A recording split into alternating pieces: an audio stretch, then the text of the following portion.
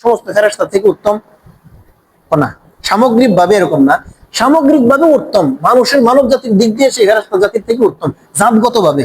কিন্তু নবী আলাইহিস সালাম সর্বসম্মতিক্রমে সমস্ত নবীরা সমস্ত ফেরেশতা থেকে উত্তম, সমস্ত নবীরা সমস্ত ফেরেশতা থেকে উত্তম, এটা সর্বসম্মতি মত।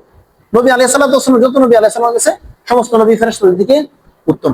দ্বিতীয়, নবীদের পরে বড় বড় লোক গেছে না, সাহাবীরা, তাবিঈন, আল্লাহওয়ালা, সালফে সালেহিন, ইনারা ইনারা ফেরেশতা সাধারণ ফেরেশতা থেকে উত্তম। আর নবী আলাইহিস সালাম সমস্ত ফেরেশতা থেকে উত্তম, সাধারণ মানুষগুলো সাধারণ ফেরেশতা থেকে উত্তম।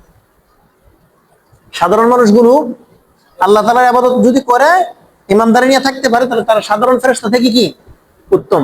বিশেষ মানুষগুলো বিশেষ ফেরেশতা এবং সাধারণ ফেরেশতা থেকে উত্তম, আর নবীরা সমস্ত ফেরেশতা থেকে উত্তম। এখন যদি বিপরীতে আসি, সাধারণ মানুষগুলো বিশেষ ফেরেশতা থেকে উত্তম না, ঠিক আছে, এরকম ভাবে আর কি। তাহলে সামগ্রিক দিক দিয়ে আল্লাহ তাবারক ওয়া তাআলা মানব জাতিকে শ্রেষ্ঠত্ব দান করছে। এই শ্রেষ্ঠত্ব আমার আপনার আল্লাহ তাআলার কাছে ধরে দুনিয়াতে আখিরাত পর্যন্ত নিয়ে যাইতে হবে, এটাই শিক্ষা। আল্লাহ তাবারক ওয়া তাআলা আমাদের সকলকে কবুল করুন।